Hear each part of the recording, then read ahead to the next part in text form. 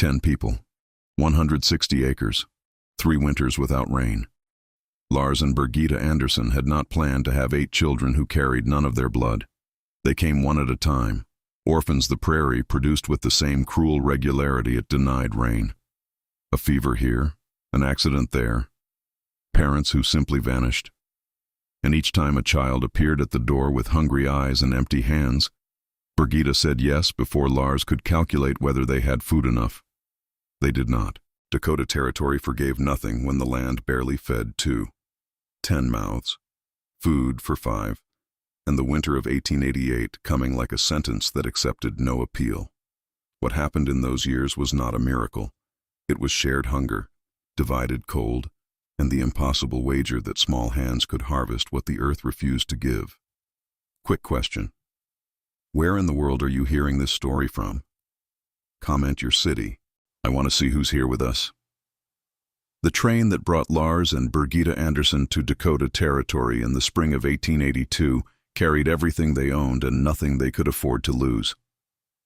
Lars was 32, Birgitta 28. Between them sat 2 children, Sven, 6, and Ingrid, 4. They had left Sweden 6 years earlier with a dream that had narrowed season by season into something harder and more specific: land, not wealth, not ease. Just land where the name Andersson would mean ownership instead of debt. The landscape outside the train window had flattened into grass and sky in proportions that made the sky feel like a weight. Birgitta watched it pass without speaking. Not comfortable silence, but the tense quiet of someone calculating costs she had not finished adding. They arrived in Huron on a Tuesday in late April, when the wind blew hard enough to lean into, and dust moved across the street in sheets that turned the air the color of old bronze. The land office was 3 blocks from the station. A man named Dalton ran it, thin and angular, who looked at the Anderssons the way a clerk looks at paperwork: necessary, unremarkable, already forgotten. Lars filed the claim with shaking hands. 160 acres. Section 12. Township 106 North, Range 64 West. Filing fee, $14. Birgitta counted it from the cloth bag tied inside her coat. Money saved across 2 years in Minnesota. It was supposed to last 6 months. They bought supplies at the general store: seed wheat, potatoes for planting, flour, salt pork, coffee, beans. The storekeeper wrapped their purchases without looking up. $31.60. More than half of what they had left. The claim itself was grass. Tall grass moving in wind like water that had forgotten how to be still. No house. No well. No shelter except sky. Lars stood in it and felt the ground under his boots and understood what he had purchased with $14 and 6 years of dreaming. Not land. Space. An emptiness so large it had its own gravity. They slept that first night in the wagon. Birgitta lay awake beside him. After a long time she spoke. "We cannot fail here." It was not a question. Lars nodded in the dark. "We will not." But the land did not care what they could afford. The first structure was a dugout carved into a low rise, the only feature offering wind protection.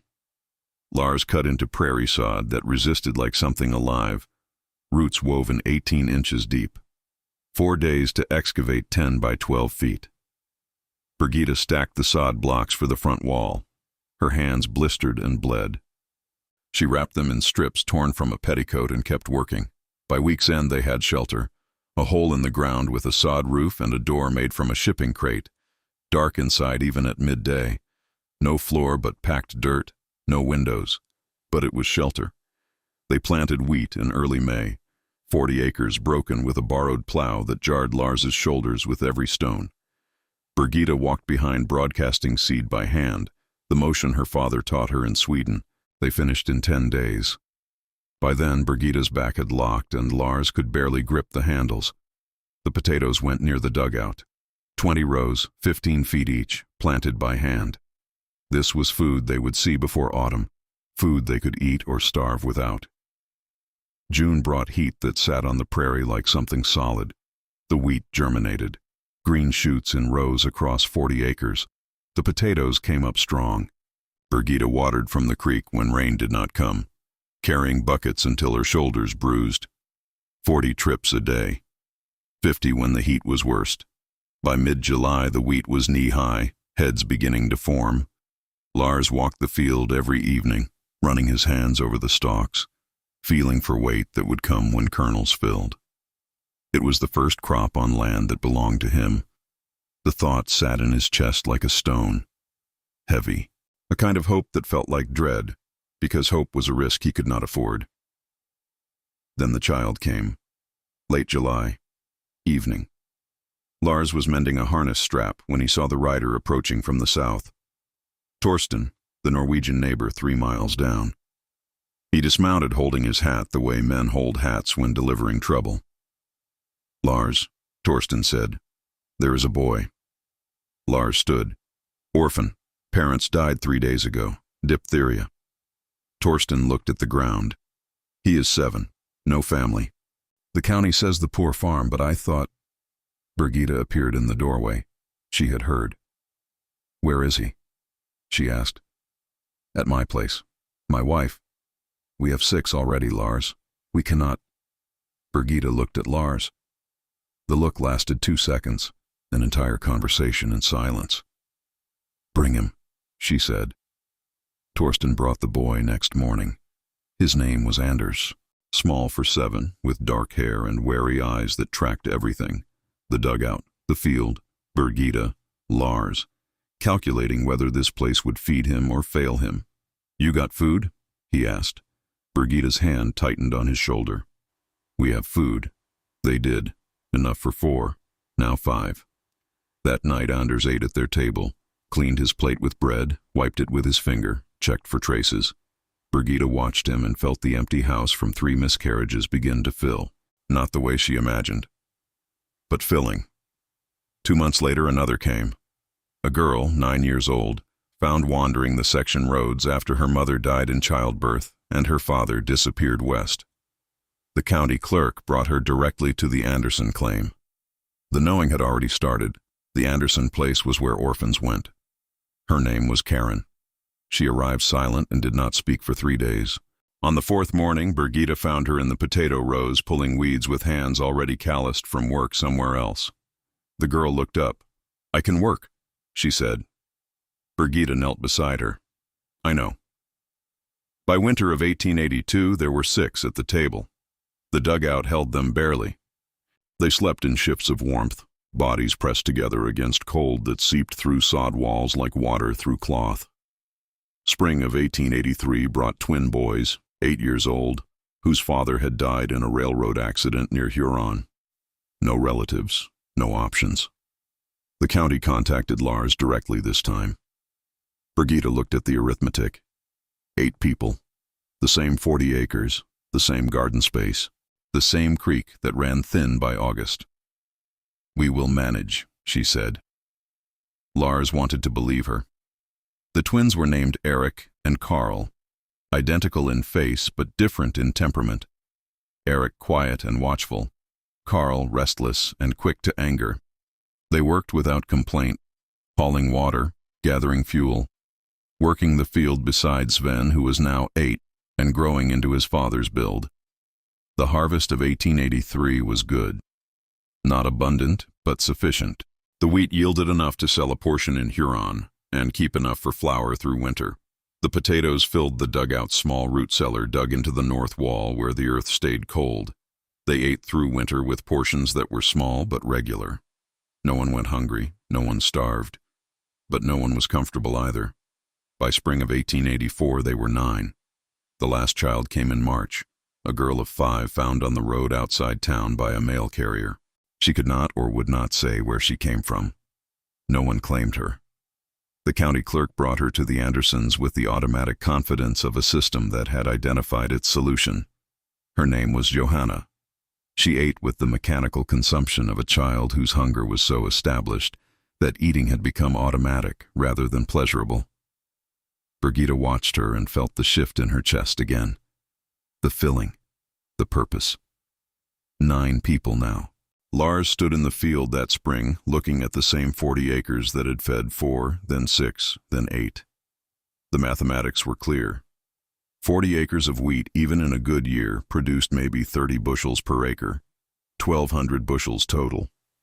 Half went to seed for next year, half went to flour. That left 600 bushels to sell. At 70 cents a bushel, that was $420. Minus costs for milling, transport, and the supplies they could not produce themselves. They were living on the margin, and the margin was thinning. Birgitta expanded the garden. Another quarter-acre turned by hand. More potato rows, carrots, turnips, anything that would grow and store. The children worked beside her. Anders, now 9, could turn sod as well as Lars. Karen managed the younger ones with a competence beyond her 11 years. The twins hauled water in relays that left the creek visibly lower by evening. The house, it was a house now, no longer a dugout, had been expanded. Lars had added a room using sod blocks cut from the claim, extending the structure west to create sleeping space for the children. It was still dark, still damp, still smelled of earth and grass roots, but it held 9. Summer of 1884 was hot. The wheat grew tall. The garden produced. By August, Lars allowed himself to believe they would make it. One more harvest, one more winter, the pattern sustainable if barely. Then the rain stopped. It did not stop suddenly. It stopped the way hope stops, gradually, in increments too small to notice until the accumulation becomes impossible to ignore. July had been dry. August drier. By September, the grass on the unplowed sections had turned brown and brittle. The creek slowed to a trickle that required waiting for the water to pool before filling a bucket. But the wheat was already harvested. The potatoes were in. They had made it. Or so Lars thought. What he did not know, what none of them knew, was that the rain would not return. Not that autumn. Not that winter. Not the next spring or the one after. What had stopped in August of 1884 would stay stopped for 3 years. And those 3 years would teach the Andersson family and every other homesteader in Dakota Territory what the prairie had always known. That rain was not a right, but a mercy, and mercy could be withdrawn without warning or apology. The house was full. The table crowded. 9 mouths, 160 acres, and the sky turning to iron overhead.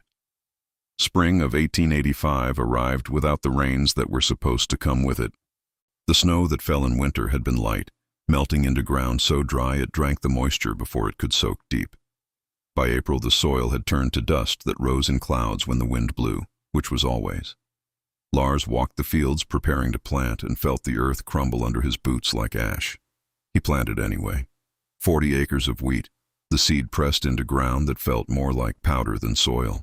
Birgitta planted the garden with the same precision she had used every year before. But this time she watered immediately, carrying bucket after bucket from the creek that was already lower than it should have been in spring. The children helped.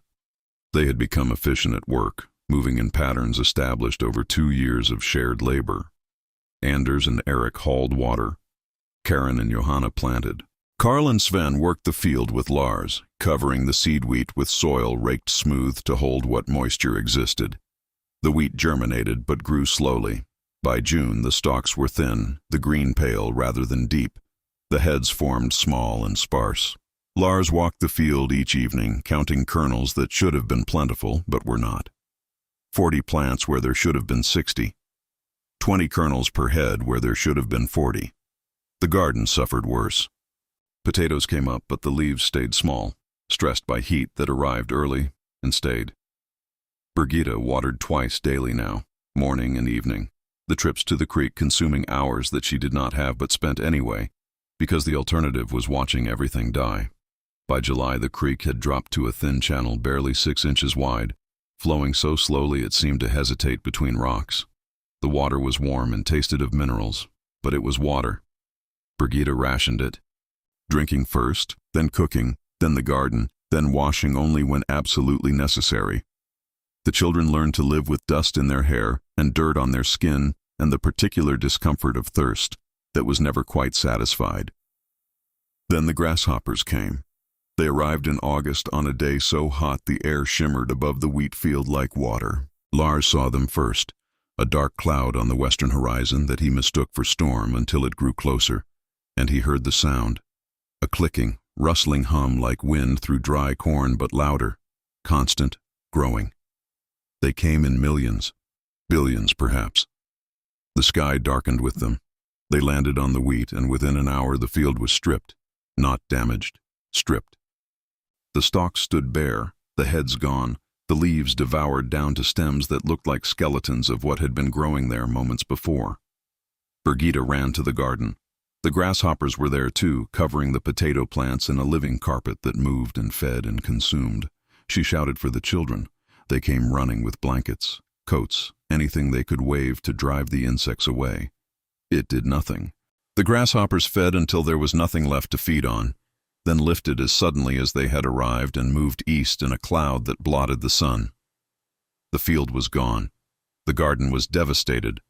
What remained were stems and roots and the skeletal outline of what had been their harvest. Lars stood in the field and felt something break inside him that he did not have words for. Not hope exactly. Something deeper. The belief that work mattered. That effort produced result. That a man could farm his way out of poverty if he just tried hard enough. Birgitta found him there after dark. The children were in the house, silent with shock. She stood beside him and looked at the ruined field, and when she spoke, her voice was flat. "We plant again in spring." Lars turned to look at her. "With what? We have no seed. We have no crop to sell. We have 9 mouths and 1 winter to get them through." Birgitta's voice did not rise, but it cut. "We use what the garden produced before the grasshoppers finished it. We buy nothing we do not absolutely need. We do not fail." It was not optimism. It was refusal. They harvested what little remained. Potatoes mostly. The tubers underground had survived even though the plants above were gone. Maybe 300 pounds total where they should have had 1,000. Carrots, turnips, a few onions. Birgitta stored everything in the root cellar and counted it with the precision of someone calculating days until starvation. The wheat was a total loss. There was nothing to harvest, nothing to sell. The 40 acres stood empty except for stripped stalks that rattled in the wind like bones. Lars sold the plow, the one he had bought the previous year after returning the borrowed one to Torsten. He sold it in Huron for $18, half what he paid. He sold the extra harness, the spare bucket. A wool coat Birgitta had brought from Sweden that she had not worn in 2 years and would not wear again. Everything that was not essential went to the general store or to neighbors who had fared slightly better and had cash to spare. They bought flour, 50 pounds, beans, salt pork, the minimum to supplement what the root cellar held. It cost $23. They had 41 left from the sales, and from the small amount they had managed to save the year before. Winter came early, snow in October, unusual for Dakota but not unheard of. The children gathered fuel obsessively. There were no trees on the claim, but the creek bed had cottonwoods and willows growing in sparse clusters. Anders and Eric cut them down and dragged the wood back in loads that took 2 boys to move. They stacked it against the north wall of the house until the pile stood taller than Lars. It would not be enough. It was never enough. But it was what they had. The house held 9 people in a space designed for 4. They slept in shifts of warmth, the children layered together in the expanded room, the adults in the original dugout section. The stove burned constantly, fed every 2 hours through the night by whoever was awake. The temperature inside hovered just above freezing on the coldest nights. The walls sweated condensation that froze into frost patterns by morning. Birgitta rationed food with a precision that bordered on cruelty. 3 meals became 2. Breakfast was cornmeal mush, thin, with a spoonful of molasses when the molasses lasted. Supper was potatoes and salt pork boiled into soup, 1 bowl per person. The portions measured exactly so that no child received more or less than another. There were no seconds. There was no waste. Potato peels went into the soup pot for the next day. Bones were boiled until they crumbled.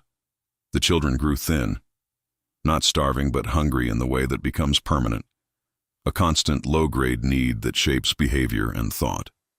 Anders ate slowly, making each bite last. Karin divided her portion with Johanna when she thought Birgitta was not watching. The twins competed silently over who could make their bowl last longest. The competition a game that distracted from the hunger it could not eliminate. Lars watched them eat and felt the weight of every decision that had brought them here. Every yes Birgitta had spoken when a child appeared. Every mouth added to a table that could not feed them. He did not blame her. He blamed himself for not stopping her, for not saying no when no was the only rational answer. But Birgitta did not seem troubled. She worked with the same steady focus she always had, managing the food, the fuel, the children's chores, the daily machinery of keeping 9 people alive in a winter that seemed designed to kill them.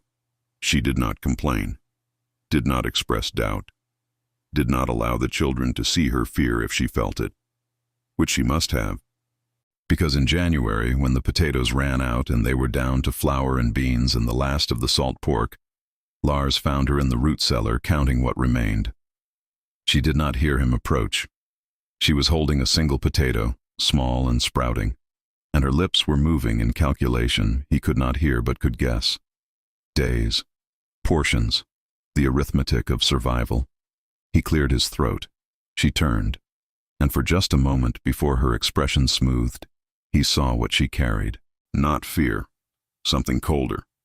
The knowledge that she had made a choice, and the choice had a cost, and the bill was coming due. "How long?" he asked. She set the potato down. "March, if we are careful. And if we are not, we will be." But being careful meant eating less. It meant the children losing weight they could not afford to lose. It meant the cold getting into bones in a way that did not leave even when the fire was fed. It meant watching Johanna develop a cough that rattled wet in her chest and lasted 3 weeks before it faded. It meant Anders, usually quick and strong, moving slowly with the exhaustion of a body running on reserves that were nearly empty. February was the worst. The cold reached 40 below on 3 separate nights.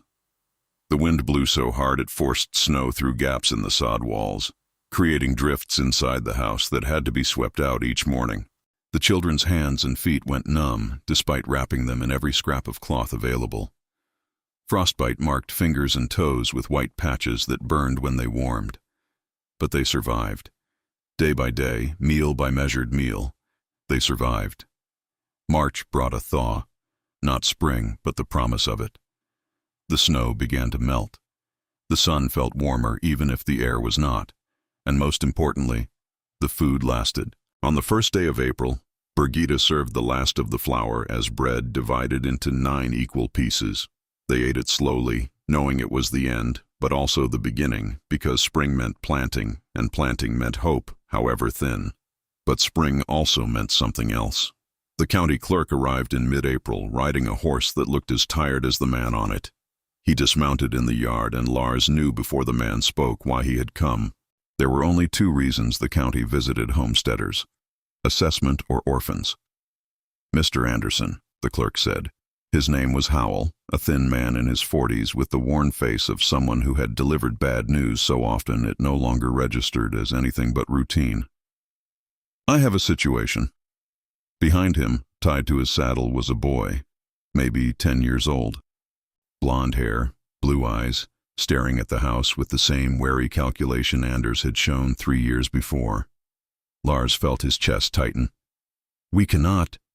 But Birgitta was already in the doorway, already seeing, already deciding. "What happened to his family?" she asked. Howell dismounted. "Father froze to death in the blizzard last month. Mother died 2 days ago. Pneumonia. No relatives willing to take him." He paused. "I know you have a full house already, Mrs. Andersson. But the poor farm is, well, you know what it is." Birgitta stepped into the yard. She looked at the boy, looked at Lars. The look was different this time, heavier. She knew what she was doing, knew what it would cost, did it anyway. "What is your name?" she asked the boy. "Peter," he said. His voice was quiet but steady. "Peter, have you eaten today?" He shook his head. Birgitta held out her hand. "Then come inside. 10 people now. The same 160 acres. The same root cellar that had barely fed 9. and the rain, they would discover, had not returned. Spring of 1886 would be dry, summer would be drier. And the third year of drought, the year that would break families all across Dakota Territory, was still ahead of them. But they did not know that yet. They only knew that there was a child who needed food and a table that would somehow have to stretch to hold him. The prairie did not negotiate, but neither did Birgitta Andersson. The planting of 1886 happened under a sky that had forgotten how to make clouds.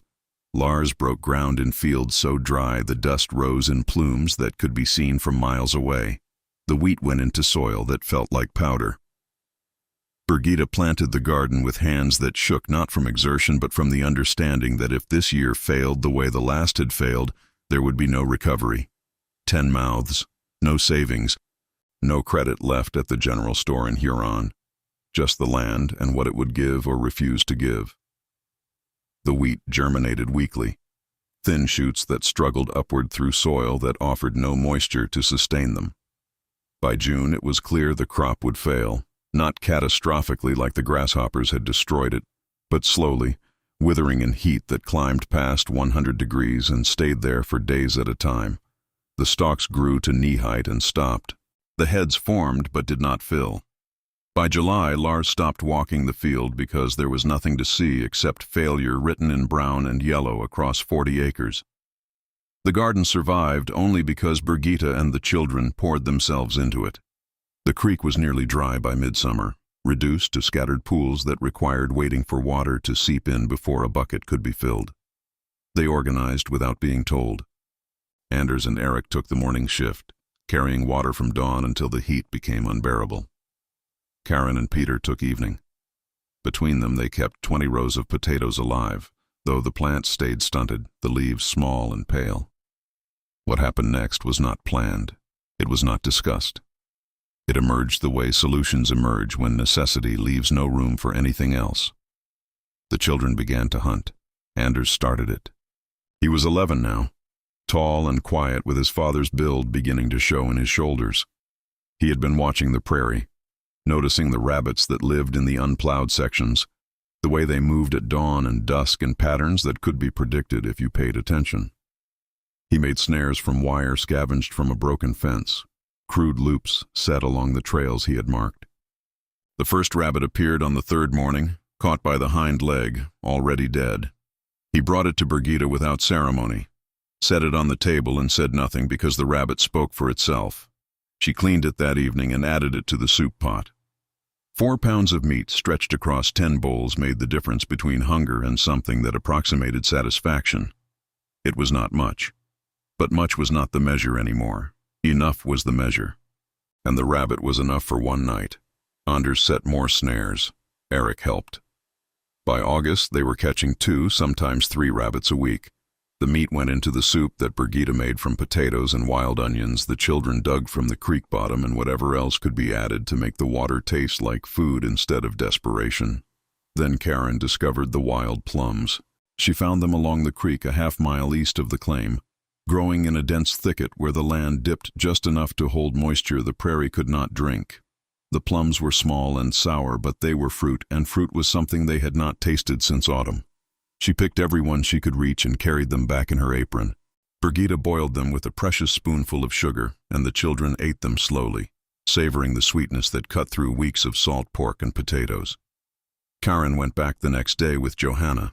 They found more: wild grapes, chokecherries, rose hips that could be dried and boiled into tea.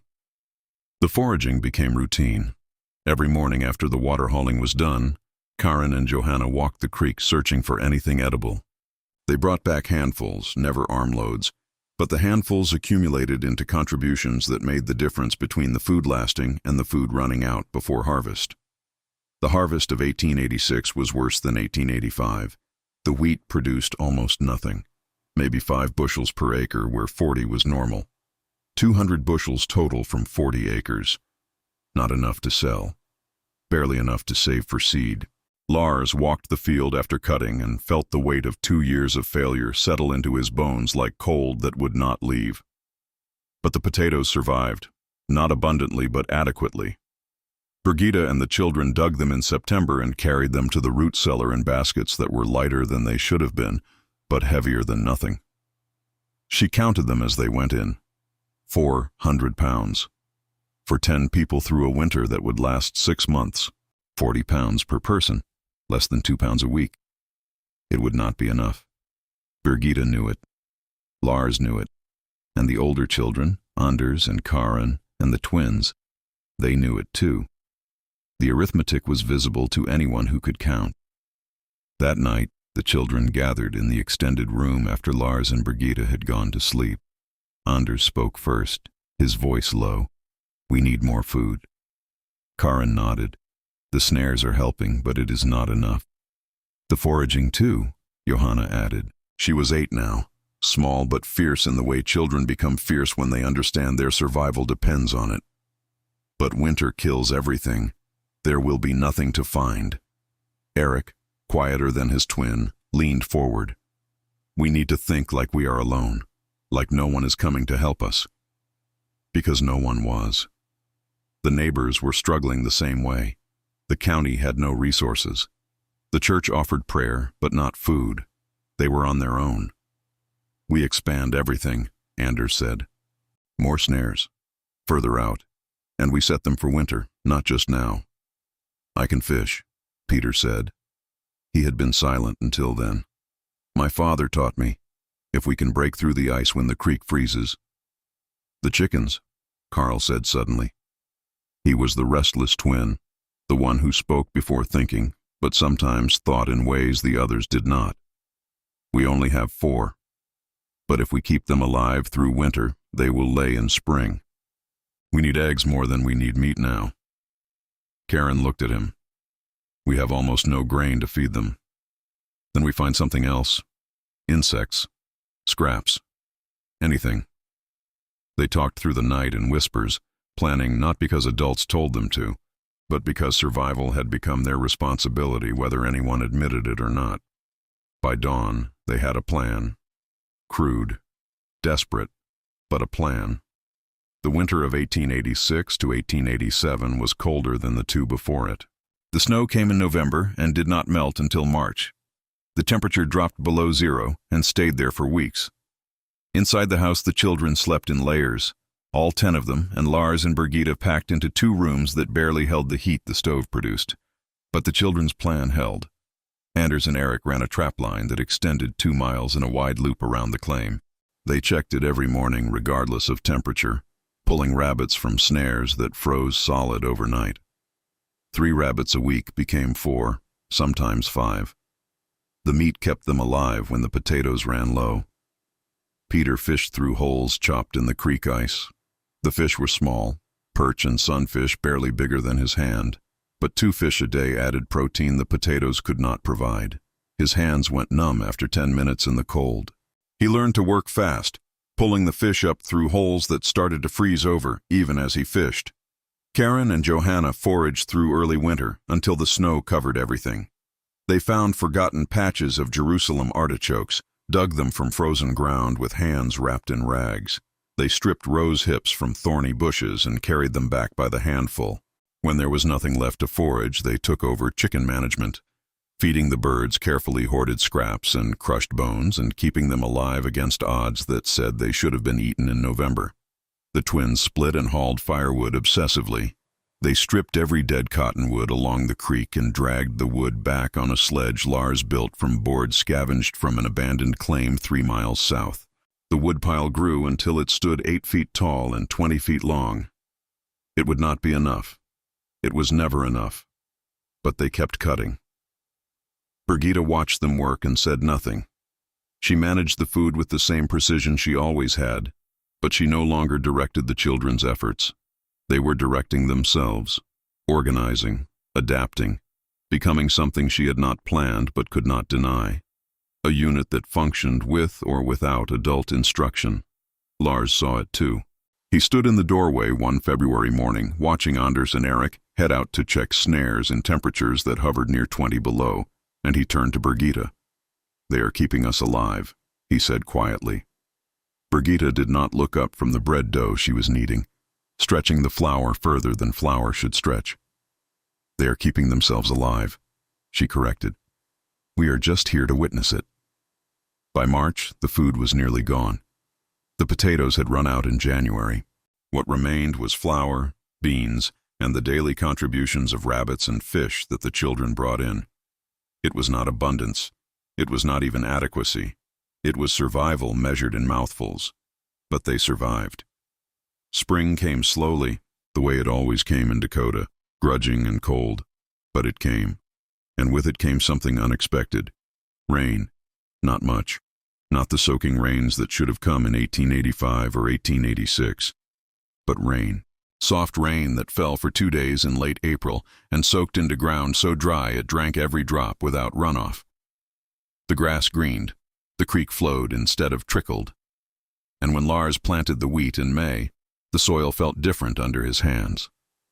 Still dry. Still uncertain. But not hopeless. The garden went in with the same care it always had. But this time when Birgitta planted, she had help that knew what it was doing. Karen understood spacing now, understood how deep each seed needed to go. Peter knew which sections needed more water. Anders could break sod as well as Lars and faster. They planted more. Not just 20 rows of potatoes, but 30. Not just survival crops, but turnips, carrots, beets, onions, anything that would grow and store. The garden expanded to half an acre. The children worked it in shifts that required no coordination, because they had learned over 2 winters how to divide labor without being told. Summer of 1887 brought rain. Not abundance, but regularity. Enough to keep the wheat growing. Enough to keep the garden producing without the brutal water hauling that had defined the previous 2 years. The stalks grew tall. The potatoes flowered. The garden rows turned green in a way that looked almost generous after so much brown. But generosity was relative. The rain was better, but it was not enough to make up for 3 years of deficit. The wheat would produce maybe half of normal. The garden would do better, but the family was larger now and hungrier. And 2 years of malnutrition had left everyone thinner and weaker than they should have been. By autumn, Lars calculated the harvest with the same grim precision Birgitta used for rationing. The wheat would give them maybe 500 bushels. Enough to keep for seed and flour, but not enough to sell. The garden would fill the root cellar, but not overflow it. They would enter winter with food enough for 10 people if they rationed. If nothing went wrong, if no one got sick, if the winter was not worse than the last. But winter in Dakota was always worse than expected. The first snow fell in October, early but not unheard of. The children reacted immediately, gathering fuel with an intensity that bordered on panic. They had lived through 2 hard winters. They knew what was coming. The woodpile grew again. The snare lines were set. The fishing holes marked for when the ice came. By November, the root cellar was full. Not overflowing, but full. Birgitta counted it with the same precision she had used every year. Potatoes, turnips, carrots, dried beans, flour. Enough for 6 months if they were careful. Maybe 7 if they were ruthless. December came cold. The snow piled deep. The temperature dropped and stayed below 0 for a week, then 2. Inside the house, the children and adults survived the same way they had before. Rationed meals, constant cold, work that never ended. But something was different this time. They were ready. The children had spent 2 years learning how to survive. They knew where the rabbits ran. They knew which ice holes produced fish. They knew how to make food stretch and fuel last and cold become bearable. They were not comfortable. But they were competent. And competence, it turned out, mattered more than comfort. By January of 1888, the household had settled into a rhythm that felt almost sustainable. The food was holding. The fuel was adequate. The children were thin but not starving. Birgitta allowed herself to believe they might make it. That 3 years of drought and cold and hunger might finally be ending. That the worst was behind them. She was wrong. What was coming would make the previous 3 winters look like practice.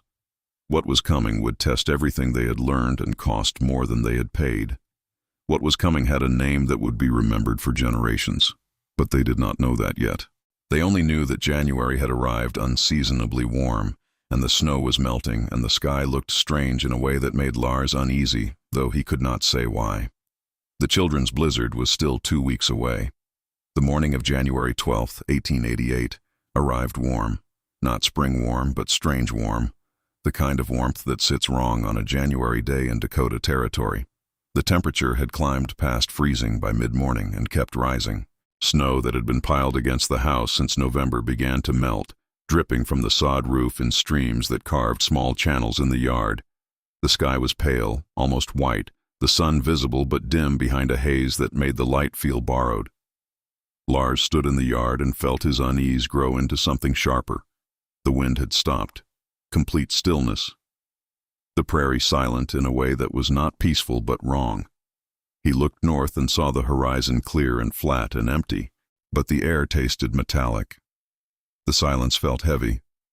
Inside the house, Birgitta was preparing the midday meal. Potatoes boiled with a strip of salt pork, the portions already measured before the pot was even full. The older children were preparing for school.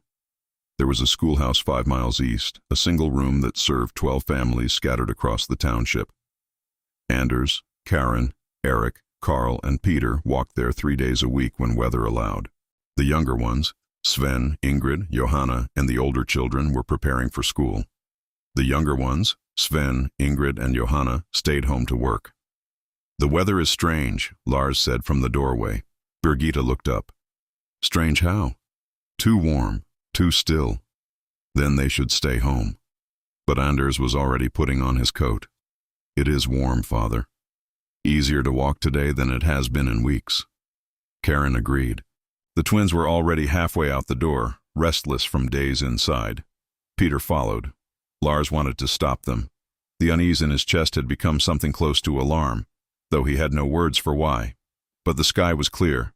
The temperature was warm, and they had missed too much school already. He nodded. "Stay together.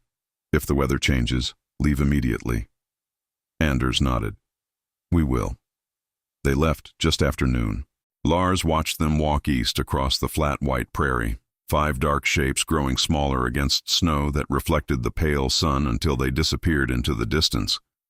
He did not know he would not see them again for 18 hours. He did not know that within 2 hours the temperature would drop 40 degrees. He did not know that what was coming had already killed people in Montana that morning and would kill more in Nebraska by evening. He only knew that watching them walk away felt wrong. At 1 o'clock the wind returned. It did not build gradually. It arrived as a wall, a physical force that hit the house hard enough to shake the sod walls. The temperature dropped so fast Lars could feel it through his coat, through his skin, into his bones. Within minutes the thermometer outside the door read 0. 10 minutes later it read 15 below. The wind drove snow that had not been falling moments before, horizontal sheets of white that reduced visibility to nothing. Lars ran to the door and looked east. He could not see past the woodpile, could not see the creek, could not see anything except white moving so fast it seemed solid. "The children," Birgitta said behind him. Her voice was flat. Not panicked, but absolutely controlled in the way that meant panic was being held back by will alone. "They are at the school," Lars said. "They will stay there." "Are you certain?" He was not certain. The schoolhouse was 5 miles away. 5 miles in this wind was impossible. But the alternative, that they had tried to come home, was worse than impossible. It was death. At the schoolhouse, the children had been working through arithmetic when the wind hit. The building shook. The single window went dark as snow covered it completely. The stove, which had been burning low, suddenly drew hard as the wind created a vacuum that sucked air through every gap in the walls. The teacher was a young woman named Miss Gunderson, 17 years old and in her first year of teaching. She stood frozen for a moment, staring at the window that had gone from light to dark in seconds. 12 children sat at their desks watching her, waiting for her to know what to do. Anders stood.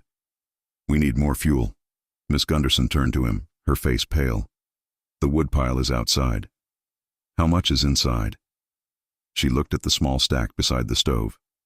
"Maybe enough for 2 hours. 3 if they burned it carefully." "Not enough," she whispered. The twins moved without being told. They began breaking apart the desks at the back of the room, pulling the boards loose with hands that were already shaking from cold that was seeping through the walls. Karen organized the younger children into a group in the center of the room, away from the walls, piling coats and blankets over them. Peter fed the stove with broken desk pieces, keeping the fire small but constant. Anders moved to the window and scraped away the snow that had packed against it. He looked out and saw nothing, absolutely nothing, white so complete it looked like the world had been erased. "We stay here," he said, turning back to Miss Gunderson. "We do not try to leave, not for anything." She nodded, her hands gripping her skirt to stop them from shaking. "How long?" she asked. "Until it stops." But it did not stop. Not at 3 o'clock, not at 4. The wind grew louder, a roar that drowned out voices even when shouting. The temperature inside the schoolhouse dropped despite the fire. The children's breath became visible. The younger ones began to cry, not from fear but from cold that hurt. Karen held them. All of them pressed together in the center of the room under every coat and blanket the schoolhouse possessed. She sang to them, old Swedish songs Birgitta had taught her, her voice barely audible over the wind, but steady. The twins fed the fire. Peter kept the younger children awake because falling asleep in this cold meant not waking up.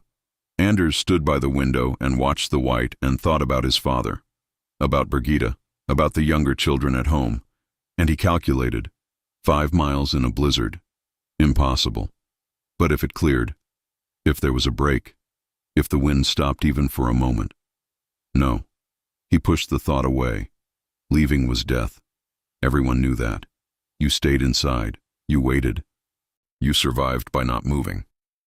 At the house, Lars paced. Birgitta sat at the table with her hands folded in front of her, completely still. The younger children watched them both, sensing the tension but not understanding it. Sven was 14 now, old enough to understand. He stood by the door as if standing there could bring the others back faster. "I should go," Lars said for the 3rd time. "You would die before you reached the creek," Birgitta said. Her voice was still flat, still controlled. "You would die and they would still be gone and I would have lost you too. I cannot just—" "You can. You will." She looked at him and her eyes were harder than he had ever seen them. "You will stay here and keep this house warm and keep these children alive, and the others will do the same where they are, because that is what we taught them, to survive." Lars wanted to argue, wanted to run out the door and into the white and find his children and bring them home, but Birgitta was right. He would die, and dying would not save anyone.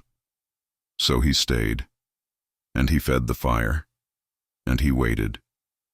The night was the worst. The wind howled with a sound that was not wind but something alive and malicious. The cold penetrated the sod walls despite their thickness. Ice formed on the inside of the door, crystallizing from moisture in the air that froze before it could fall. The children slept fitfully, waking to the roar of wind and the fear that had no name but was present in every breath. Birgitta did not sleep. She sat at the table and counted hours, calculated odds, made bargains with a god she was not certain existed and would not trust even if he did. 5 children were out there. 5 of the 10 she had taken when no one else would. 5 mouths she had promised to feed and bodies she had promised to shelter and souls she had promised to protect, and she could not reach them. The helplessness was worse than the cold. By morning, the wind had not stopped, but it had lessened. The roar had become a howl. The white had thinned enough that shapes were visible again, though blurred and distant. Lars opened the door and stepped outside into cold so severe it burned his lungs.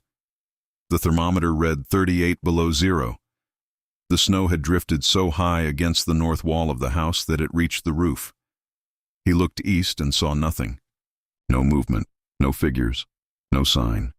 He went back inside and met Birgitta's eyes. She did not ask. She already knew. They were not coming yet. Maybe they were still at the school. Maybe they were waiting for the cold to break. Maybe. At the schoolhouse, the children had survived the night by burning everything that would burn. The desks were gone, the teacher's chair, the shelf that had held books, the books themselves when the wood ran out. Pages fed into the stove one at a time. the ink smoking and stinking but producing heat. By dawn, the room was wrecked, but the children were alive. Miss Gunderson looked at Anders. "We cannot stay another night. There is nothing left to burn." Anders nodded. He had known this since midnight. They had to leave, but leaving meant walking 5 miles in cold that killed in minutes.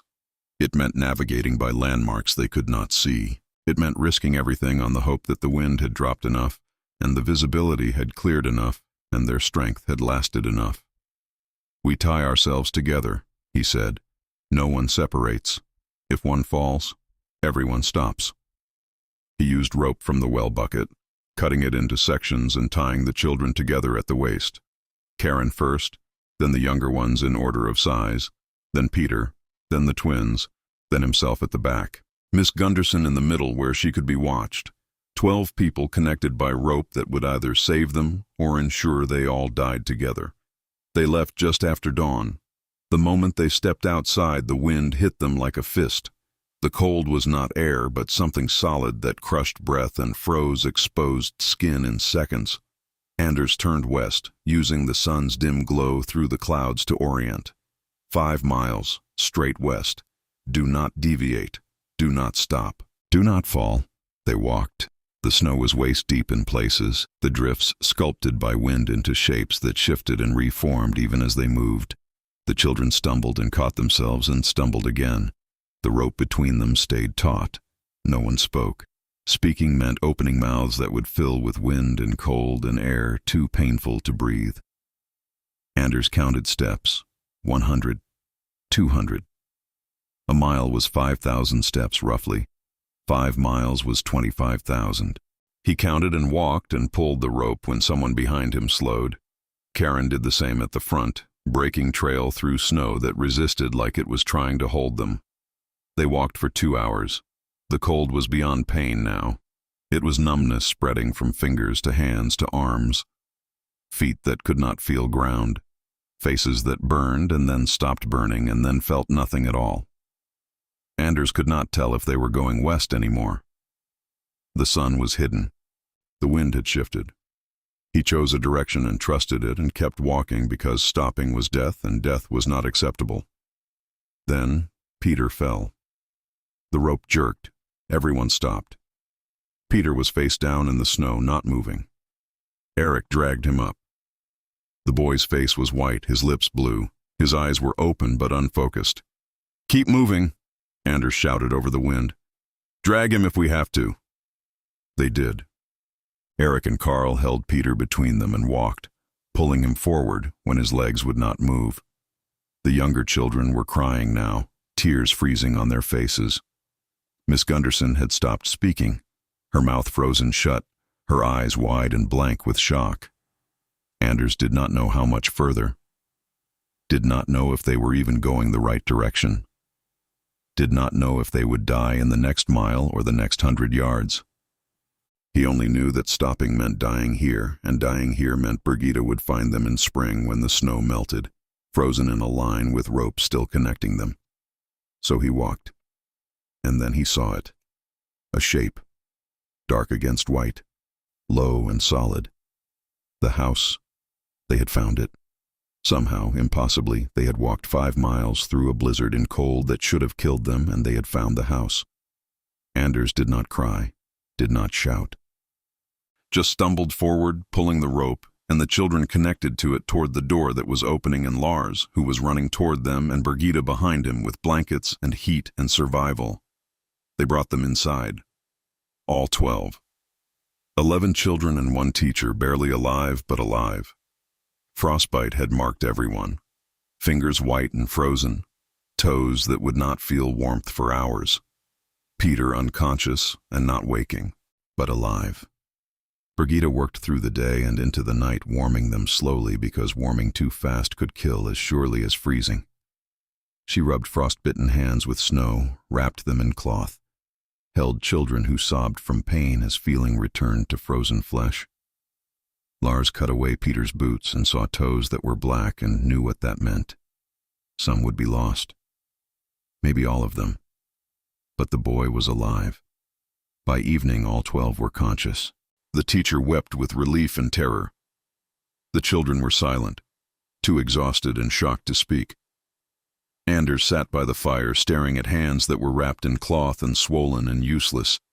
He had gotten them home, all of them, not one lost, against odds that should have been impossible. Birgitta knelt beside him. "You saved them." Anders looked at her. His face was expressionless. "We saved each other." Which was true. And it was the truth that would define them for the rest of their lives. Not that they had been saved, but that they had saved themselves. Together. The blizzard ended the next morning. The wind stopped. The sky cleared. The temperature stayed brutal, but the storm was done. Across Dakota Territory, the counting began. 235 dead. Maybe more. Children frozen walking home from school. Farmers dead in their yards 10 feet from their houses. Entire families lost. But the Andersson family was whole, battered, scarred. Peter would lose 3 toes. Anders and Eric both lost fingertips. Karen's feet would hurt for the rest of her life every winter. But they were whole. And spring was coming. Not tomorrow, not next week, but it was coming. And with it would come rain and warmth and the possibility that 3 years of drought and 1 winter of horror might finally be ending. But that knowledge was still weeks away. For now, in the aftermath of the blizzard, they simply survived. 1 hour at a time. 1 day measured by the fact that everyone was still breathing. The county clerk came a week later to check on families in the township. He found the Anderssons crowded into their sod house, 10 children and Lars and Birgitta, all bearing the marks of what they had survived. He looked at them, at the bandaged hands and wrapped feet, at the faces still marked by frostbite, at the 12 children who should not have survived but did. "How?" he asked Lars simply. Lars looked at Birgitta. Birgitta looked at the children working quietly around the house despite their injuries. Anders mending harness with hands that barely functioned. Karen managing the younger ones, the twins hauling wood. Peter sitting by the fire with his ruined feet elevated, teaching Johanna to read from the 1 book they owned. "They saved themselves," Lars said finally. "We just gave them the chance to." The clerk nodded slowly and left without another word. There was nothing more to say. February passed in recovery.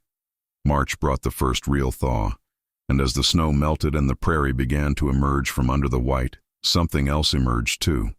Hope. Tentative, fragile, but present. The worst was over. Or so they believed. What they did not know yet was that the worst had taught them everything they needed to know, and spring would prove whether the lessons had been worth the cost. Spring of 1888 arrived not with drama but with quiet persistence.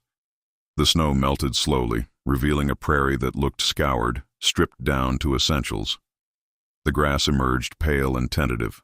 The creek began to flow, not the trickle of drought years, but actual current that moved and deepened, and suggested something beneath the surface had shifted. In April, the rain came. Real rain. Steady rain that lasted 2 days and soaked into ground that had been waiting 3 years to drink deeply. Lars stood in it without coat or hat, and felt the water run down his face, and did not bother to wipe it away. Birgitta watched from the doorway and allowed herself something she had not allowed in 3 years. Relief. The planting happened in May with a coordination that required no discussion. The children knew what to do because they had done it before and survived the doing. Anders and Eric broke ground in the wheat field. Sven, now 12 and growing into his father's build, worked beside them. The twins planted behind in rows that ran straight because they had learned over 3 years that straight rows meant efficient use of space, and efficiency meant the difference between enough and not enough. Birgitta expanded the garden again. Not because she wanted to, but because 10 children required more than half an acre could produce even in good years. She marked out 3/4 of an acre, and the children turned it with spades and hoes, their hands still scarred from frostbite, but functional. Karen planted with the same precision she had learned during the drought. Johanna and the younger ones carried water from a creek that for the first time in memory did not require rationing. The wheat germinated strong. By June the field was green, in a way it had not been since 1884. The stalks grew thick, the leaves broad, the heads beginning to form with weight that could be felt when Lars ran his hand over them. He walked the field every evening as he always had, but this time the walk felt different. Not fearful, not desperate, just watchful. The garden exploded. The potatoes grew so thick their leaves blocked light to the ground beneath them. The carrots pushed up in rows that overflowed their markers. Turnips, beets, onions, beans climbing poles made from willow branches cut from the creek. Everything grew. Everything produced. The rain kept coming in amounts that were not excessive but were regular, predictable, generous in a way the prairie had withheld for so long it seemed deliberate now that it was giving again. By August, Lars knew the harvest would be good, not just adequate, good. The wheat stood waist-high across 40 acres, the heads heavy and golden, bending in wind that no longer felt like threat, but like the natural movement of a landscape at peace with itself. He calculated roughly 30 bushels per acre maybe, 40 if they were fortunate. 1,200 to 1,600 bushels total, enough to keep for seed and flour and sell the rest. Enough to pay debts that had accumulated over 3 years, enough to buy what they needed instead of scraping by on what they could make do with. The harvest began in September. All of them worked. Lars and the older boys cut with scythes borrowed and owned. Birgitta and the girls bundled and stacked. Even the youngest carried water and brought food to the field and helped in ways that mattered because every hand mattered when there was real work to do instead of survival to scrape through. They cut for 2 weeks. The wheat fell in golden waves and rose again in shocks that dotted the field like monuments to everything they had endured. When they finished, Lars stood at the edge of the field and looked at what they had produced and felt something shift in his chest. Not pride exactly, something quieter. Satisfaction. The knowledge that work had mattered, that effort had produced result, that 3 years of suffering had not been for nothing. The threshing happened in October. Neighbors came to help, as was custom, and Lars returned the favor at their places. The wheat was run through the thresher, and the grain separated from chaff and poured into sacks that were heavy and real and countable. 1,400 bushels, more than they had produced in any year since arriving in Dakota. Birgitta counted them as they filled the wagon for the trip to the grain elevator in Huron. She did not smile, but Lars saw her shoulders relax in a way they had not relaxed in 3 years. "We made it," she said quietly. Lars nodded. "We did." But even as he said it, he knew it was not quite true. They had not made it. The children had made it. The children had hunted and fished and foraged and hauled water and kept themselves alive when the adults could barely keep themselves going. The children had walked 5 miles through a blizzard that killed 200 others and had arrived home with frostbite and trauma, but had arrived. The children had saved the family not by being children, but by becoming something else, something harder, something necessary. The garden harvest filled the root cellar beyond capacity. Birgitta counted potatoes and stopped counting at 800 pounds. There were more, too many to count, too many to worry about running out. The carrots and turnips and beets and onions filled every available container, and still there were more. For the first time since arriving in Dakota Territory, the Andersson household faced winter with abundance. Not luxury, not waste, but abundance. The winter of 1888 to 1889 was cold but manageable. The house held 12 now, Lars and Birgitta, and 10 children. They ate meals that filled bowls. And in the quiet moments, when the children were asleep and the fire burned low and Lars and Birgitta sat together in the near dark, they allowed themselves to believe that the worst was truly over. Spring came again, and another planting, and another harvest. The pattern repeated through 1889, 1890, 1891. Good years, not perfect but good. The wheat produced consistently. The garden fed them. The children grew. Anders became a man who could work a field as well as Lars, and better in some ways because youth gave him strength that Lars no longer had. Karin managed the household with Birgitta, learning to preserve and plan and ration even in abundance because abundance was never guaranteed, and forgetting that was dangerous. The twins left in 1892. not out of anger or failure, but because they were 20 and restless, and Dakota was too small for whatever they were looking for. They went west to Montana, where there was talk of mining work and opportunities for young men willing to take risks. Lars and Birgitta did not stop them. You could not hold children who had learned survival by leaving when staying became too small. Peter stayed. His feet never fully healed, and walking long distances caused pain that did not fade. But he could work a garden and manage chickens and fish the creek and teach younger children how to read. He became the quiet center of the household, the one who was always there when others came and went. Johanna left in 1895 to work as a seamstress in Huron. She sent money home when she could, visited when she could not, wrote letters that Birgitta saved in a box under the bed and read when she needed to remember that letting go was also a kind of love.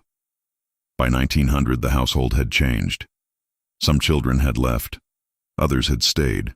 2 more had come, orphans still appearing because the prairie still produced them, and the Anderson place was still known as the place they went. Lars and Birgitta were older now, 50 and 46. The work showed in bent backs and scarred hands and faces lined by sun and wind and years of worry that could not be undone even when the worrying stopped. But the farm was stable. The claim had been proved up years before. The 160 acres belonged to them in ways that went beyond legal ownership. It was theirs by work, by survival, by the fact that they had stayed when staying seemed impossible and had made it anyway. In 1908, 26 years after arriving in Dakota Territory, Lars died. Not dramatically, not suddenly, just the slow giving out of a body that had worked beyond its capacity for too long. He died in the house he had built, surrounded by children who were not his by blood, but were his by every measure that mattered. Birgitta stood at his grave and did not cry. She had cried enough over 26 years. Instead, she looked at the prairie that had nearly killed them and had not, and felt something close to gratitude, not for the suffering, but for the fact that they had survived it, that the children had survived it, that the name Andersson meant something in this place and would continue to mean something after she was gone. She lived another 13 years, long enough to see grandchildren, long enough to see the farm prosper in ways that seemed impossible during the drought years, long enough to see Anders take over the operation and expand it to 320 acres, buying neighboring claims as families failed or moved on. She died in 1921 in the same house where she had given birth to none of her children and raised 10 of them anyway. The funeral was attended by 70 people. Most were children and grandchildren and great-grandchildren of the 10 she had taken in when taking them in made no sense by any arithmetic that valued caution over compassion. The eulogies were simple. People spoke of her strength, her stubbornness, her refusal to accept that loving more was the same as having less. But the eulogy that mattered most was not spoken. It was visible. It was the 70 people standing in a cemetery in Dakota Territory on a cold March day in 1921. All of them connected by the decision one woman had made to say yes when no was the only logical answer. The farm stayed in the family. Anders ran it until he was too old, and then his son ran it, and then his son after that. The sod house was eventually replaced by a frame house with real windows and wooden floors, and a second story, but the dugout portion remained, kept as storage, as memory, as proof that what they had survived had been real. And on quiet evenings when the prairie wind blew the way it always blew, carrying with it the smell of earth and grass and distance, those who lived there could still feel it, the weight of what had been endured, the cost of what had been saved. The understanding that 10 mouths had not been too many for 160 acres, because mouths were also hands, and hands were also hearts, and hearts could carry loads that mathematics said were impossible. The story of Lars and Birgitta Andersson was not written in history books. It did not make newspapers or win awards or get remembered beyond the county lines of the place where it happened. But it was remembered by the people it touched. And they told their children, and their children told theirs. And the telling became its own kind of proof that some things survive not because they are easy, but because they are necessary. In 2024, a researcher going through county records in Huron, South Dakota, found a homestead filing from 1882. Lars Andersson, 160 acres. Section 12, Township 106 North, Range 64 West. Filed April 23, 1882. Proved up May 6, 1887. The file was thin, just the legal documents. No story, no context, no explanation of what had happened on those 160 acres, or who had lived there, or what they had survived. But stapled to the back of the file was a single page, handwritten, dated 1920, written by someone named Anders Andersson, who identified himself as the adopted son of Lars and Birgitta. The writing was shaky but clear. My mother used to say that the prairie does not forgive mistakes. She was right. But she also said that the prairie does not punish love. And I think she was right about that too. We were 10 children who should not have survived on 160 acres during the worst drought Dakota Territory ever saw. But we did survive. Not because the land was generous, but because we were generous with each other. And in the end, that mattered more than the rain. The researcher made a copy of the note, filed it with other homestead stories, moved on to the next record. The note was forgotten again, filed away, lost in the archive of a history too large to remember every story. But the story remained true whether remembered or not. 10 children, 160 acres, 3 years of drought, one blizzard that killed hundreds, and a family that survived not by having enough, but by being enough for each other. Have you ever been part of something that required more than you thought you had to give? Have you ever discovered that the people around you were stronger than the circumstances trying to break them? Have you ever learned that survival is not about having resources, but about sharing the ones you do not have enough of? Share your story in the comments. I want to know what carried you through.